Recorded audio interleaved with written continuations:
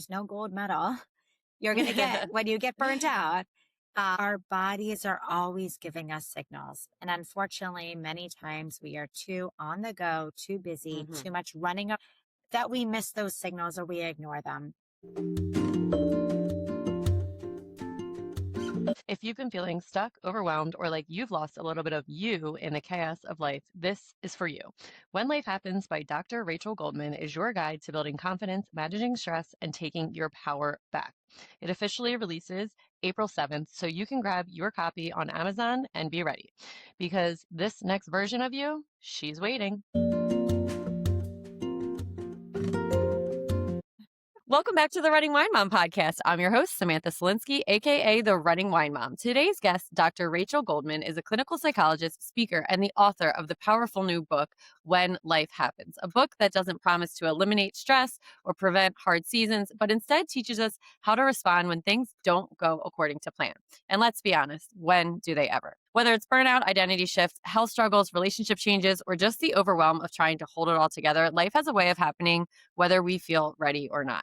Dr. Goldman's work doesn't preach toxic positivity. She doesn't sell just think happy thoughts. She teaches mindset shifts rooted in science, self-awareness, and real human experience. So if you felt like you were managing everything on the outside while unraveling a little on the inside, this conversation is for you. So without further ado, let's welcome Dr. Goldman. Welcome.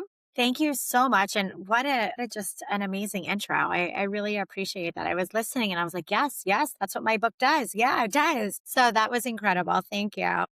One of my favorite things is the intros that I do because I feel as though sometimes people don't recognize all the amazing things about themselves. So I'm glad that you liked it.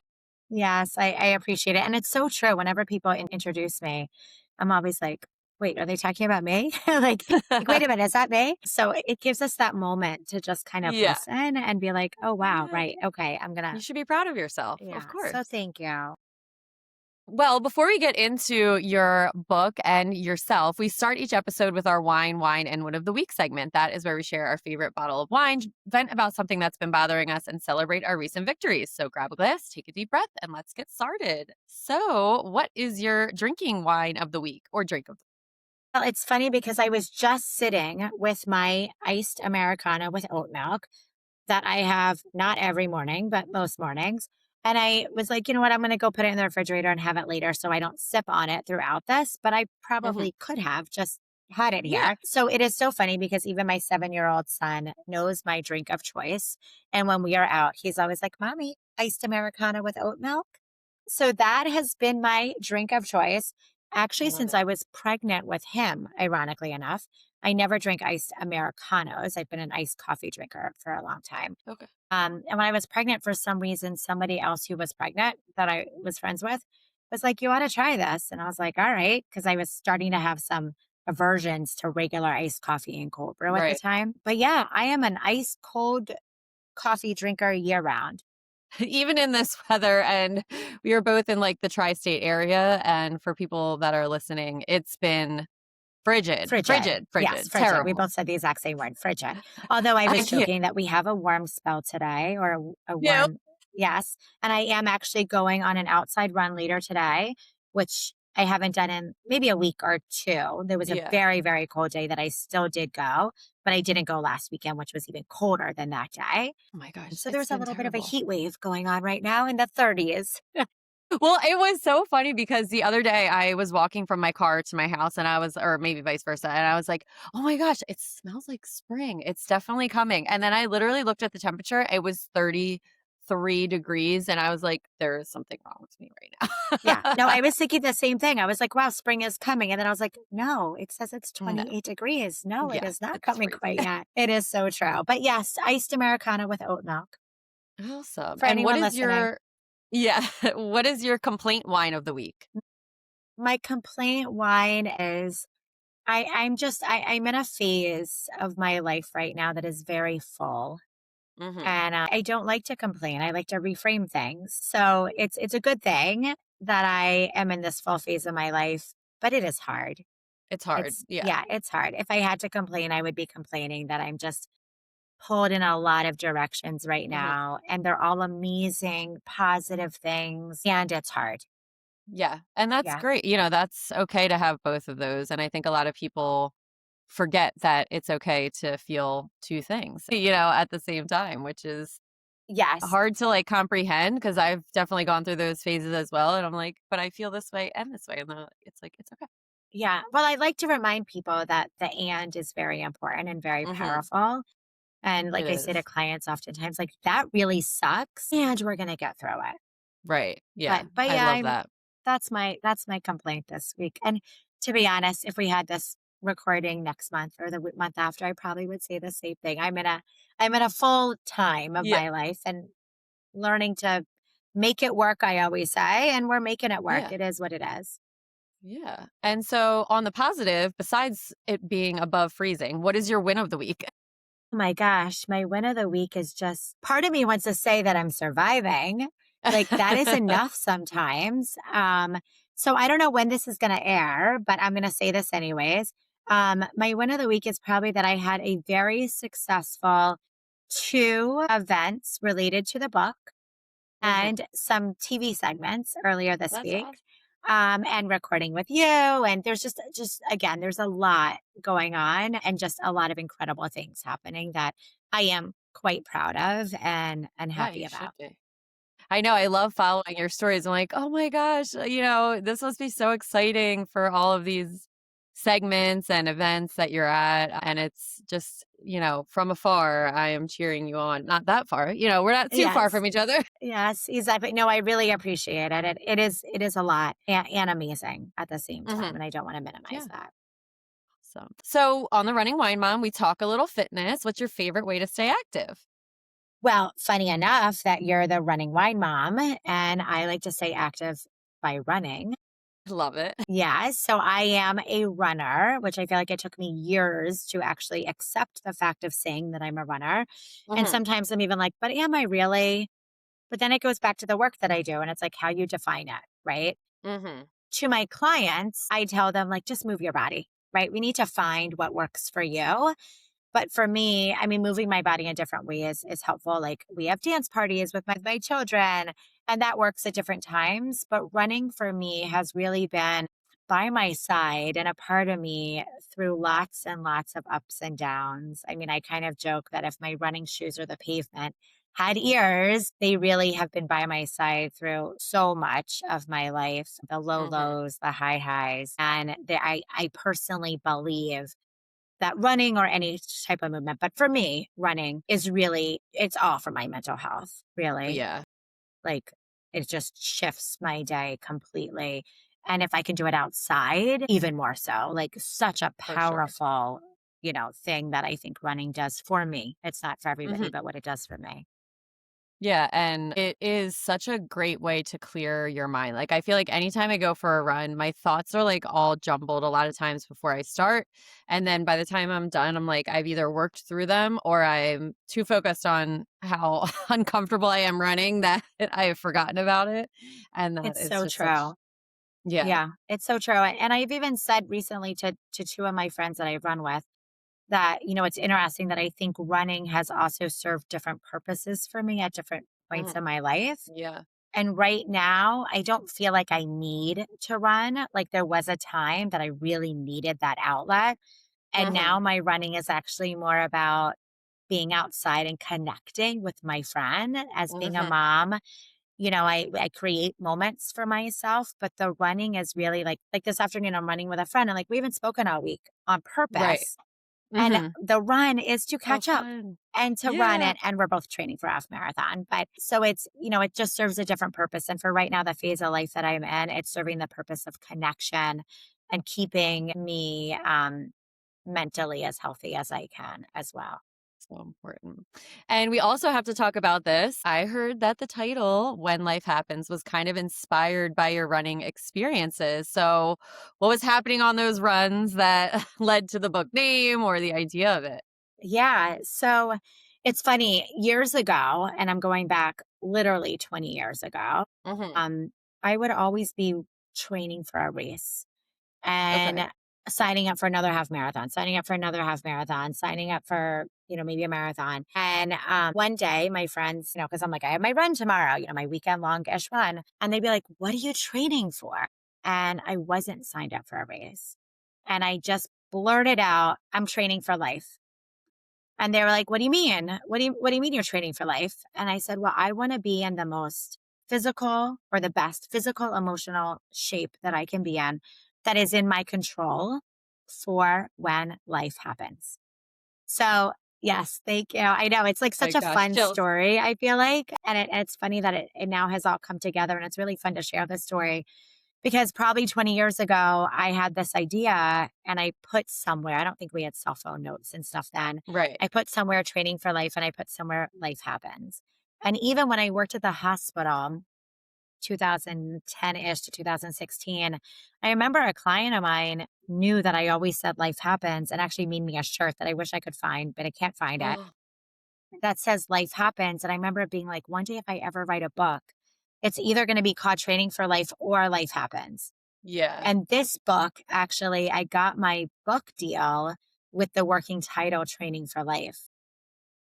And Cool. in the process, we shifted it to When Life Happens Yeah. because Training for Life feels more like a fitness related book. Right. Yeah. And I love where it landed. I was so upset at first, and we were like trying Yeah. to figure out the title. And I remember my husband and I were up late night, like one night, like brainstorming titles. And I was like, no, I've got to do the When Life Happens. I'm like, if it's not Mhm. Training for Life, it has to be When Life Happens. And thankfully we all got to this, but it really has to do with this idea that focusing on what's in your control, because plans don't always go as planned. But Mm-mm. if we can focus on what's in our control and try our best, we can be a little bit more prepared. And when we feel more Mhm. prepared, we feel more in control. When we feel more in control, that decreases our sense of anxiety and overwhelming feelings. So awesome. And I cannot wait to get more into the book. Before we do that, we have one more segment of parenthood. So tell us about your family. Yeah. So, interesting. I was gonna say I'm crazy, but I don't like to use the word crazy, so I hesitated. But yes, I'm crazy. I live in New York City with my husband and two children. But when I tell people the ages of my children after the second age one, they're like, oh, so I have a 7-year-old and a Okay. 2-year-old. Okay. Right, So right. you're in very different phases. Exactly. Yes. And it's fabulous. It has its ups and downs. They love each other. They hate each other, the usual, but it's fabulous. We're fun. And it's challenging at the same time. But living in New York City has its own challenges in terms of Mhm. parenthood. And as I just say, we make it work. But that's Yeah. us. I did not grow up here though. A lot of people assume that I grew up in this area. I grew up in a small town in Maryland, actually. Oh, okay. Yeah, both of my parents were from Brooklyn, though. So I always Okay. joked that I So grew up in a Brooklyn home in the middle of nowhere in Maryland. And hearing all the stories that my parents shared of childhood and growing up in New York, I knew. I remember my parents knew from a young age. They said, as soon as she can, she's moving there. right. And right after college, I moved to this area and more or less have been here since. I say more or less because I moved to Charleston, South Carolina for my Okay. internship and my postdoctoral fellowship, knowing I was coming back. Coming back. Yeah. You Yeah. just took a break, you know. Exactly, and it was a welcomed break.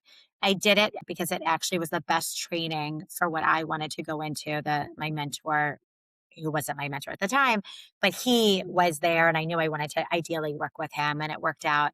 And it's a beautiful town, and it's Yeah, it's so warm, and beautiful. I ran different. So Oh, what I'm people do sure. oh my gosh, what people don't realize about Charleston is it's actually made up of all these different islands. And I Right. found a running partner, like, one of my first weeks there, and we literally explored every island, every bridge of Charleston every weekend. We literally would Right. Oh just, like, my run a gosh, different that's so area. cool. It was amazing. Yeah. Yeah. My aunt lives in Mount Pleasant, so Oh, Isle yeah. of Palms is like I love Isle of Palms. It's so Exactly. Yep, I beautiful remember there. running on that island, running the bridge over Kiowa Island, Mhm. all of it. So, running has definitely, again, been by my side. And what do you think you were least prepared for in parenthood? Oh my gosh, everything. I don't think we can ever be prepared, and I think Mhm. when I was pregnant, I remember saying, wow, pregnancy is really making me let go of a lot Mhm. of the routine and a lot of the planning and kind of making it work and having to just be more flexible. Mhm. But it's hard.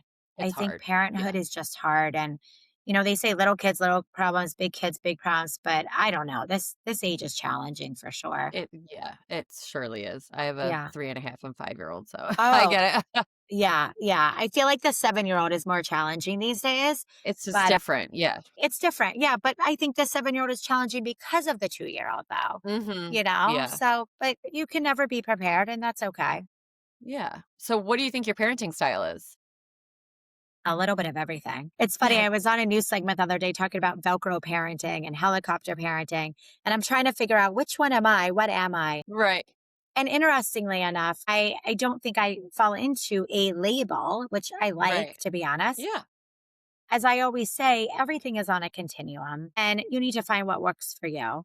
And I think Mhm. there's certain times that I'm a little bit more Velcro and certain times a little bit more helicopter and certain times I'm a little bit more, like healthy attachment. I think it just depends on the situation and what's Yeah. necessary and what kind of where I am at that moment. Right. Like I'm Yeah. cooking dinner, my son's doing homework, and I hear him struggling. I'm going to come over there and do what I need to do. Mhm. Other times he's got to figure it out on his own. Mhm. So So true. I think it just depends. I'm a All little bit through the day. Yeah. Different exactly. styles of it. And it's the same as like therapy. I mean, I tell people like as much as I'm a CBT therapist, I'm not going to walk into every therapy session being like we have to do CBT this way. Yeah. You have to meet the client where they are, and I have to meet my Right. children where they are. My son has a tough day at school. We got to deal with that and like meet him Mhm. where he is and not just be like, all right, got to figure this out later. You got to meet everybody where they are.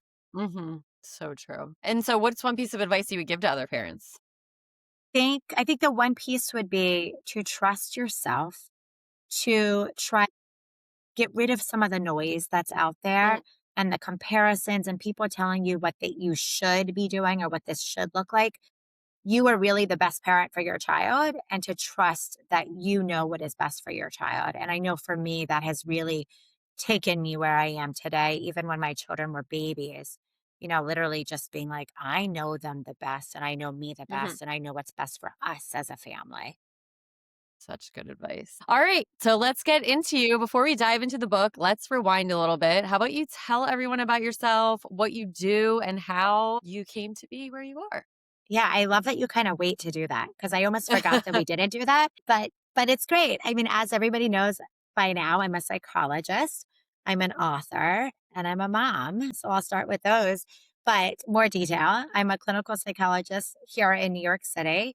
I'm also a clinical assistant professor in the Department of Psychiatry at the NYU Grossman School of Medicine. I worked at one of the city hospitals here for about 5.5 years before I went into my private practice, but still do teachings and trainings and supervision at NYU.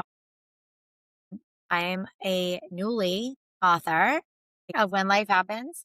And yeah, I'm a mom to two young children. And I always like to add other fun things too. Like I'm a runner, I'm a daughter, I'm a sister, I'm a friend. I'm sure I'm forgetting lots of things, but that's me. Great. And so you've built like you just said, a very powerful clinical and academic career. Yet the book, as you mentioned with the title, it feels deeply personal. It is deeply personal, the idea of it. Can you share about the book and why you felt that it needed to be written? Yeah, it's funny. I always thought I would write a book, but I always say a goal without a plan is just a wish. So, as Mhm. much as I thought I would write a book, more recently, in the past few years, when I actually started really making it happen, I was like, wow, that was really just a wish. And then, the pandemic happened. Publishers started reaching out to me to write a book. It wasn't the right time for me. I said no a lot. But I always had this idea in the back of my head that if I was going to write a book, I want to make CBT, cognitive behavior therapy, more accessible. What Mhm. I've realized in my years of clinical experience, and this is in the introduction actually as well, what I realized in my years of clinical experience is that in the therapy room, there are small things that I say that to me don't feel very meaningful, but it really catches my clients off guard. And they're like, whoa, wait a minute. Why didn't I think of that? Or they have these huge aha moments. And I'm like, really? Like, that's what stuck? And it made me realize that there are things that I know from years of clinical experience, personal life trainings, education, etc., that I really want to get out there that Mhm. I say the book is not a replacement for therapy, But when I had a wait list during the pandemic, and I still do, unfortunately, but everybody was like, "Do you have a recommendation? Do you have a book?" And I would give all these book recommendations, but be like, "But this one doesn't really have this, and this one doesn't really have this, and Right. I don't really like the way this." So I was like, I need to write this book to Mhm. just share some of the basic things that, well, I think they're basic. They're not basic, but some of the simple, approachable things that I share in the therapy room that really are these big aha moments. Mhm. And I've always been with this belief that we don't need to overhaul our whole life. We don't need to change everything because that's really overwhelming and it doesn't work. And that's the idea of this book, that we can just all make these small tweaks today to start feeling Right. better. So it's funny because a lot of people came to me to write a book about a totally different topic. And I was like, maybe one day, but I knew this book was in me and needed to come out. Yeah. So that's this book. It's, I joke, but it's my brain unloaded on paper. Like I think, yes, it's my I think, breathe, eat CBT. And there's so many things I say in my therapy with my therapy clients, with my supervision students, with friends, with family, with colleagues. And I'm like, that's in the book. Because Right. everything I say, some clients call them Dr. Rachelisms. Everything I say on repeat is in the book. Yeah. And I think sometimes when we're so knowledgeable in an area, we think that it's basic for other people. And when you find, this is the thing I'll never So true. forget when I had a stick shift car right after college. My dad actually like went and picked, I mean, I paid for the car, but he went and picked the car and it was a stick shift. And I'm like, I don't know how to drive a stick shift. And he's like, you're athletic. You'll figure it out. So when he was teaching me about it, I wasn't learning. And then someone else actually taught me how to do it. And I said, Dad, you never told me I had to shift out of first gear immediately. And he goes, well, that's basic knowledge. And I said, but it wasn't for To me. you. I had no idea. So similar to what What you're a great saying, example. it's like, yeah, this is basic, but we we don't know. So I It's so love that you true. Yeah, because I mean, when I worked at the hospital, I was seeing so many patients. And it would kind of be like one after another telling me the same thing. And I literally said one day, I was like, I don't need to have a PhD to tell somebody to write something on a post-it note and stick it somewhere, right. but like literally, I remember that was one of the recommendations. Yeah. And they were like, why didn't I think of that? And I'm like, I don't know why you didn't I think of don't it, know. but I did. So it's, and obviously the simple things that I share, they are science backed. Like I could Right. explain to you why they matter and why they work. But and I do. I think unless we know a why, I also don't Mhm. think that we will keep doing them. Like, why are you Right. telling me to do this? Why should I do this? Mhm. Is very important, and I go into that in the book as well. But yeah, I just was like, I don't want to gatekeep all of these great little things that can really Important. help people make changes today. So Mhm. that's the book. Yeah. And a lot of the things you talk a lot in the book about mindset shift. If you had to pick just one shift that's a non negotiable for people who are feeling stuck, what do you think that would be? I think it would be to start today. Like, don't Hmm. wait until you feel like you're ready. Don't wait until it's perfect. Don't wait for that time to lose weight, to go on the vacation or to find the partner. Like, there's no reason that we can't start today. And I actually have a whole chapter on goal setting and how we can break down those big goals to the point. Like, I kind of think of it as an onion peeling or a staircase coming down to the point that you get to the point that today, this is what I'm going to do. So Hmm. don't wait. So There there's is nothing so something you can do overwhelming. today that's going to get you one step closer to meeting that long term goal. Yeah. And I think people do get overwhelmed where they see this, just using, Big. I want to lose 100 pounds. And you're like, okay, well, that seems impossible. But it's like, well, if today you can drink more water instead of soda, that's easy. Exactly. And It's then one it's just step like, closer. mhm, Yeah. But yeah. if you think of the long term goal of the 100 goals, that's what actually keeps you stuck. Like Hmm. it's so overwhelming. Your brain doesn't want to go there. It's like, how am I going to No, do that? That's really scary. uncomfortable. I don't even know where to Yeah. begin. So I'm not going to do it at all. As Yeah. opposed to what's the one teeny thing I can do today? And so, you deal with a lot of one on one clients and you have workshops. How did writing the book differ from being with a client or a group? Like, were there moments that you had to kind of unteach yourself things or? It's interesting because I almost feel like the book was written. without being written because, again, it's the years of clinical experience and what I've been Mhm. doing in corporate wellness. So, actually, during the pandemic, I still do some of these, but not as much. I did a lot of corporate wellness. And the outlines of those workshops that I did actually became the outlines of my chapters. Like That's I great. pulled from them because, again, overwhelming. I'm like, how do I write a book? Right. And I'm like, I got to start with an outline. I got to start with chapters, chapter Mhm. titles. And I remember feeling stuck at one point and being like, wait, I've written a presentation on this topic. Let me Yeah. go to that. And that became my outline. And I pulled from that.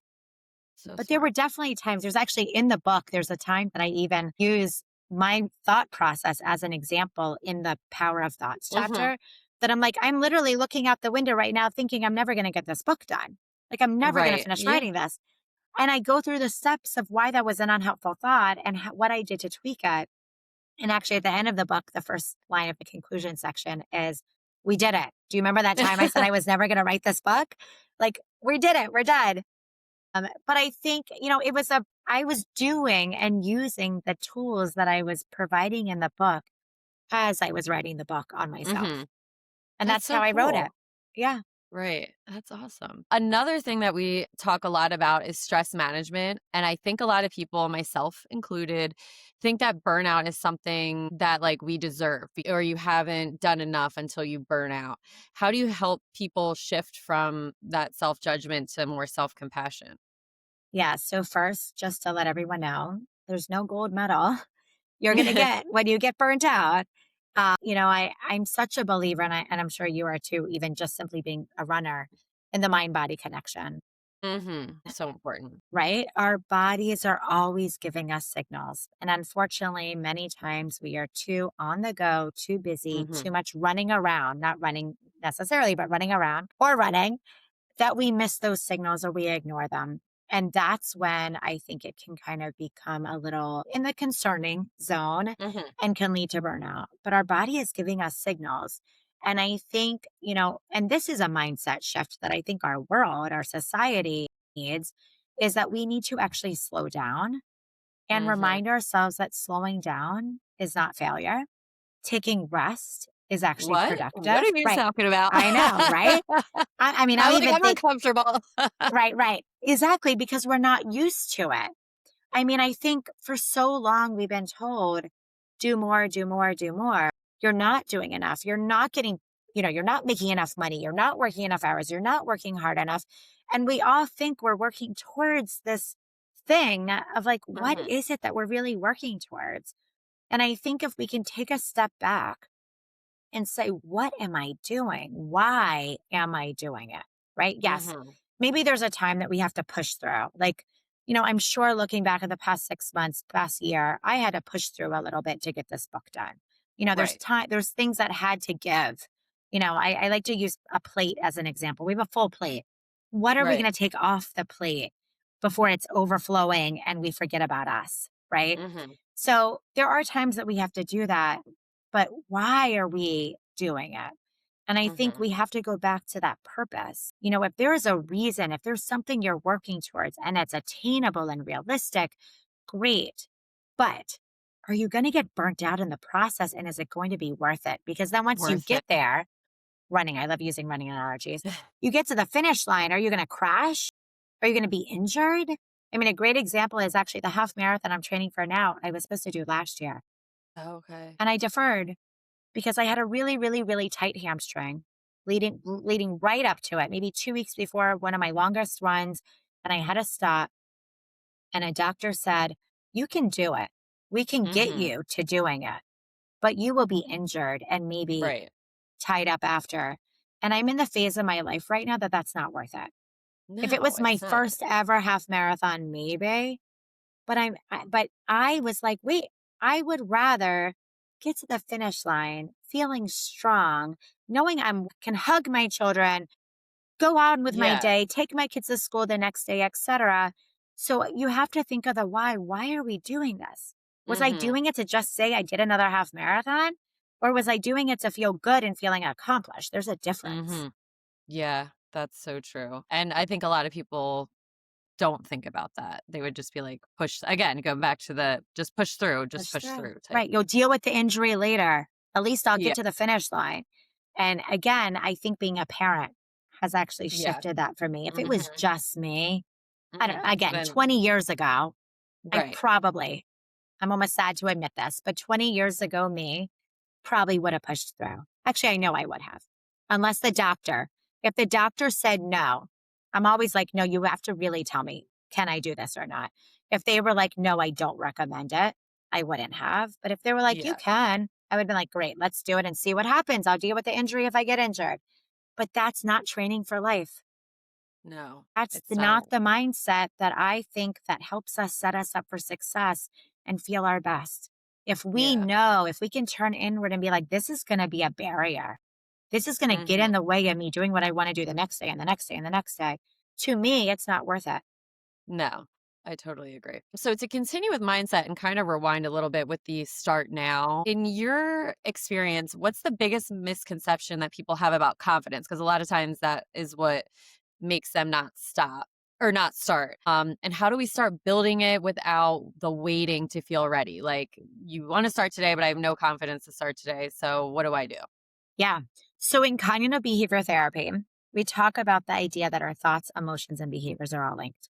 There's actually Hmm. something called the cognitive triad. It's a triad.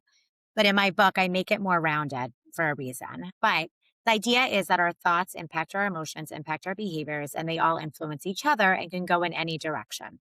Hmm. As a therapist working in this area, we can intervene at the thought process, the C, the cognitive, or the B, the behavior.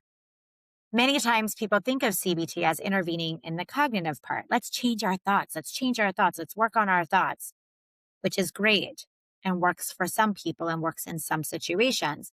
In others, we have to work on the behavior. Doing the behavior first can influence how we think and influence how we feel also. And I think confidence is one of those things that sometimes we just have to do it. So our thoughts can actually get in the way of us moving forward and keeping us stuck. And I think Hmm. oftentimes to building the confidence, because if we get too much in our head and we wait to feel fully confident to do what we want to do, that Right. time may never come. So No. that's where the behavior, I think this is where a lot of people get stuck. Sometimes we just need to do it, right? You Hmm. don't have to feel fully confident and prepared. You have to be a little prepared, a little confident to be able to step Right. up on that stage or to get to the start line, but we don't have to feel fully ready. And I think that is what a lot of people get wrong, right? And Yeah. that is why I just had a client session about this. That is why people don't ask for promotions. That's why people Hmm. don't get to the starting line because they're like, I can't run. Well, did you Yeah. try to run? Like, start doing a mile. Let's see how you are before you get to the starting line of a Yeah. marathon, right? But we just have to start somewhere. And again, we can use the same idea of that goal setting. That if you want to run a marathon, most likely you're not waking up and running a marathon tomorrow. Right. What is the Yeah. teeniest step you could take today? I could put on my running shoes, or you can buy running shoes and Yeah. just get out the door. Just take that first action.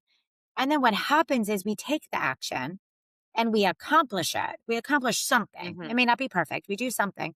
That signals to our brain, wow, I can do it. And right there and then is the moment that you just started to build confidence. When your brain is like, wow, you did it. You accomplished it. Oh, wow, I feel great. I feel proud. I can do it again. That's confidence. Yeah, that's so true. What you just explained, like I'm thinking of there's so many times that I've done that where you're like more scared to actually start than when you start and you're like, okay, You're like, it's that really wasn't so not that hard. bad. Right. Right. Many times we're like, oh my God, I thought about it for so long. Mhm. I was up all night thinking all these what ifs and doing all this. And oh, that's it. I Yeah. did it. Which literally, I think the only thing in my entire life that I have not overthought starting is my podcast because I just was like, I don't really know what to do. Someone told me the like programs that I needed, and I was like, I'm just going to interview my family and let's see what happens from there. And it's like I did just figure everything out along the way, and here I am, 3 years, pretty much to the day. Actually, it might be 3 years to the day later. That might have been when my first podcast came out. I know it was Congratulations. February. Thank you. But but there's so many other things that I've been like, I can't do it because I can't do it because I can't do it because. But I'm going to tell you from a psychological standpoint why I think that happened. You set yourself up for success by saying, I'm just going to interview my family. That Right. was a safe Yeah. space. You're You're like, right. so what you did was you did exposure therapy on yourself. You're like, I'm going to expose myself to the podcast world and I'm going to interview people, but I'm going to interview the safe space first. And then once it Mhm. goes well, you probably didn't even think you would do more then. You just were like, let No. me just do this. Right. I did. So that's, with exposures, that's what we tell people to do. What is the least anxiety provoking exposure you can do? Mhm. Because the idea of Yeah. starting a podcast, to me, people have asked me about it for years. Are you going to do one? And I'm like, nope, nope, nope, nope, at least Yeah. not right now. But the idea of starting one is scary. But if you're like, I'm Mhm. just going to interview family, that doesn't feel Then so scary. So you right. then did it. And then Yeah. you probably were like, that wasn't so scary. That was kind of cool. I want to interview more people. Yeah, That's you're amazing. exact that is kind of exactly how it unfolded, and then I was like, "Wait, people are saying yes to come on? Okay." And now it's I just love it. been really like I said, everything else I overthink to the max and start things way later than they should, but this was one that I didn't, and it's been And great. because it's one that you didn't, you can now use it as evidence that it worked You're out, right. right? You're right. Because, and again, in CBT, we go back to let's examine the evidence. Where's the evidence that it's not going to work? Or where's the evidence that I have to overthink it? Well, here's an Yeah. example. I didn't overthink. I started slow, I started small, and here we are. Look at what, three Yeah. years. Incredible. Yeah. Now I'm with you. Who would I have love thought, you it. know? I love it. Yes. So I love all of that you really blend like the science and the compassion so beautifully with CBT. And I think a lot of people, hear that and they think it's a lot to go into, which it is a lot. But if everyone listening could just put one practice in today that you would tell a client practicing CBT, what do you think that would be? Besides just start. Well, there's two that come to mind. Hmm. One is the acknowledgement and the knowledge that your thoughts, emotions, and behaviors are linked. And with that being said, I know we just focused on the behavior with the just start. So now I'll focus on Hmm. the thought one related to that is to be mindful of your self talk because you're listening. Your self talk becomes your reality. The more you tell yourself something, the more you believe it. That impacts how you feel, that impacts your behaviors. So that Yeah. is the most basic, I would say, CBT skill is to know this relationship and that they influence each other. So catch yourself when you're being unkind to yourself and Right. ask yourself, like, is this helpful? Like, is it helpful to be putting myself down or speaking unkind words to myself? Probably not. So that Yeah. I think is the one other, like the C part of the CBT that Yeah. I would want to emphasize. So important. So it's easy to tell people what to do, but how do you personally handle those moments when life throws you off script? Could you share maybe an example? Yeah. So I do exactly what I tell my clients to do, which is to pause, check in with yourself, and ask yourself, what do I need right now? Mhm. And many times for me, that's a moment. I need to breathe. I need to step away Mhm. from the desk. I need to breathe. I need to ground myself, or I need to like check in with a friend or my mom or my husband. It's pulling a coping tool that I talk about that everybody should have their toolbox full of tools, but it's pulling a coping tool. But again, it's being insightful enough to know what you need when you need it. And you don't Mhm. always know, which is why you need a few tools in that toolbox and you need to try different ones. But for me, I literally create moments every day because that's what I need. Like today, Right. for instance, I am back to back. Like I have a short lunch break and then I am back to back until I go out for my run later. And then I pick up my son. And like in between, I'm just going to be like, as I'm walking to the bathroom, I'm going to be breathing. As I'm getting my water, I'm going to be breathing. As I'm grabbing my lunch, I'm going to be breathing. Before I hit, I'm connecting, I'm taking a breath. Right. So important. So a lot of people that are your book resonates with and a lot of the people who are listening, they're juggling a lot, their careers, their families, expectations. And with that comes guilt, especially for moms, mom guilt. What would you say to someone who feels guilty for even thinking about a reset or, thinking about doing something for themselves, I guess, to Yeah. So, and I switch get it. direction? We're both probably juggling a lot. And Mhm. everybody listening probably is as well. And that's the person I wrote this book for is the mom like us, the woman like us that's juggling Yeah. a lot. And what I want to tell you is to go back to your why. Mhm. Ask yourself, why do I think I need a reset? Why would I take a reset? Why do I need a little bit of a moment for myself? Why am I going on my run? Right? Like my Right. son will be like, Mommy, do you have to go on your run today? And I'm like, no, I don't have to. I choose to. And when I come back, Yeah. I'm going to be a little happier. I'm going to Mhm. be a little better of a mommy. But I think, I also think for the parents listening, don't be afraid to communicate to your children and your family also that why. Like, I Mhm. think it's a great thing that my children know that mommy runs to be healthier physically, mentally, and to be able to have some me time to reset, to come back to be the best mommy that I can be for them. And Yeah. communicating that and modeling it. Like, there's two Right. things we can be modeling it and we can be explaining why. It's not just that I need alone time. I don't think that Yeah. framing works. I need Right. alone time means like something happened and I need alone Yeah. time, but I need a reset. I need this for me. I need my self care because we all do. So I think Yeah. when you feel guilt, frame it. Mhm. And if I really feel guilty, sometimes I'll just go on a shorter run. I'm like, you know Right. what? My brain is really at home. I don't really think I can fully be present when I'm running. I'm going to shorten it. I'm going to come back and I'm going to hug my children and do whatever I want Yeah. to, like whatever I need to do at that moment. But think of the why. Purpose is this serving? And if you're Yeah. going to feel guilty about it and you're not going to be able to be present, I would say then reconsider, right? Mhm. Maybe you go to the bathroom and hide and take a few deep breaths instead of going for the gyms for an hour or whatever it is. Yeah. And I was just thinking when you were saying about, communicating with your kids, and I was talking about this on another episode that my mom is a huge runner. She's 67. She still runs all the time. Like she That's my won hope. the That is 5K, amazing. the That's Thanksgiving incredible. 5K for her age group.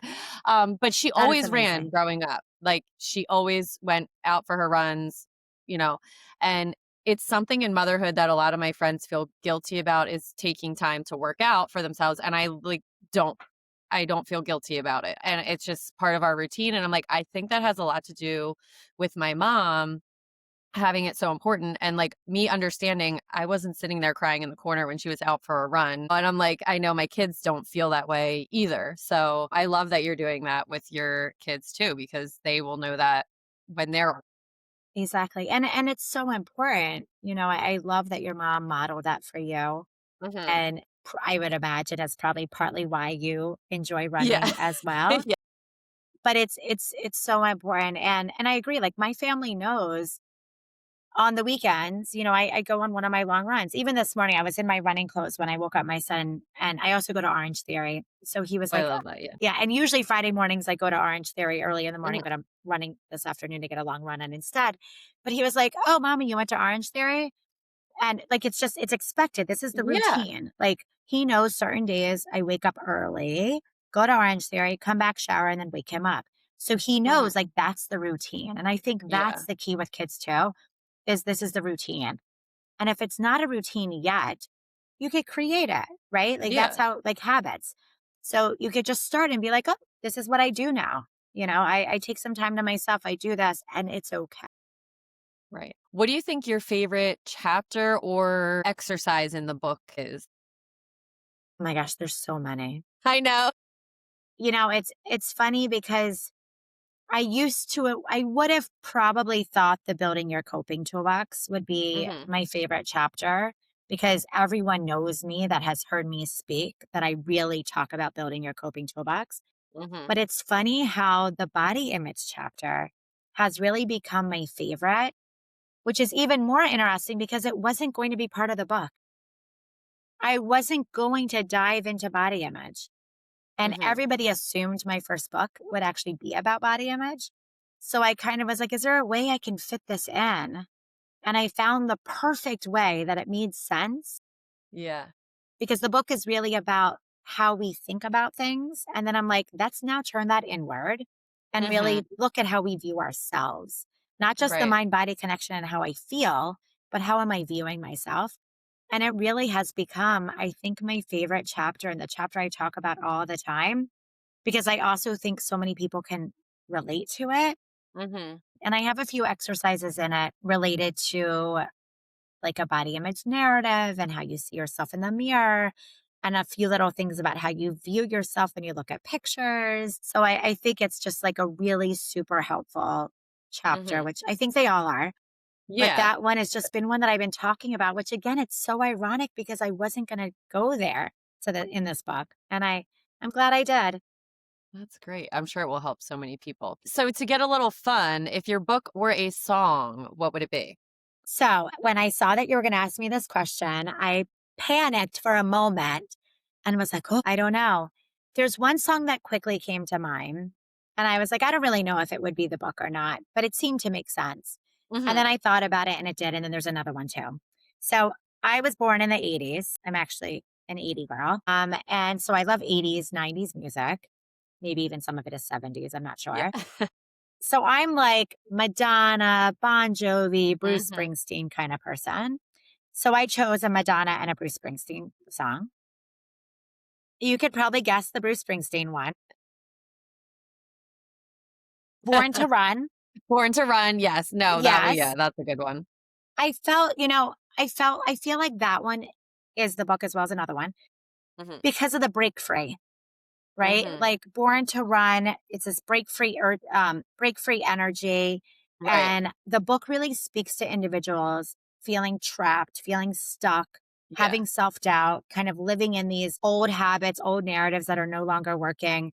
And here I'm giving them a path forward.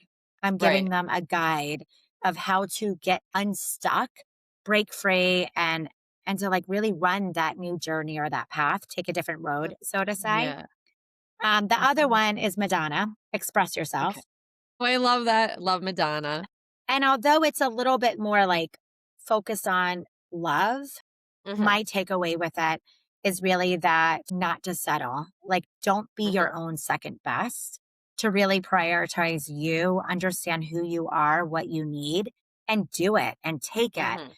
because we can. I am such a firm believer in that if we have the right tools, we can make it happen, whatever it Yeah. is. And like, what are we waiting for? So that's like the idea of like, we have the confidence. We want to build that confidence to not settle and to be the best version of us that we can be today. That could be different tomorrow. Right. That's awesome. So two And songs. And that's a similar one too. It's like, we're gonna yeah. take a shot. You're gonna try, you're gonna do it, So it's Right. it's Yeah, no, it's to so me, important. these are my pump up songs. If I had to go back to my 2007 playlist from the first marathon I ran, Y yeah. these songs are on there. Like they're Uh-huh. all those. It was For all sure. Madonna, Bruce Springsteen, and Bon Jovi. That's awesome. You have given us so much fun, practical information. I'm going to give you one more question. If readers close when life happens and only remember one sentence from you, what do you hope that sentence is? So I can answer this easier because I've given so many other nuggets and things that I Mhm. would want people to remember. So the other thing that I didn't say that I would want to say is to focus on what's in your control. That's the one sentence. Focus on what's in your control. There's always going to be things in life that is out of your control. Focus on what is actually in your control. So important. And that's going to be a great place to end it. This will Amazing. come, yes, this will bring us to the end of another episode of The Running Wine Mom. Thank you so much for coming on. I really appreciate everything that I learned from. I know my listeners have also learned from. Thank you so much. Yeah, That was so amazing and fun. And I love like so much overlap that we have, even just being yeah. runners. It's like I a know. instant connection. I think what resonates most from this conversation is that life isn't something we control, it's something we respond to. And that response, that is where our power lives. So thank you so much for spending time with us today on The Running Wine Mom. Don't forget to subscribe, leave a review, and share with someone who needs to hear it. You can follow me on Instagram at The Running Wine Mom _ and Dr. Rachel. Where can the listeners find you and your book? Thank you so much. So I'm Dr. Rachel NYC on social media platforms. And my new book can be found actually at any bookstore that you like to buy your books from. But you can easily just go to whenlifehappensbook.com and order now. So yeah, and I always say, although podcasts, Instagram, etc., is not therapy, I love to connect with people. So please message me, connect. I can point you in the right direction. And I hope that you get this book in your hands very soon.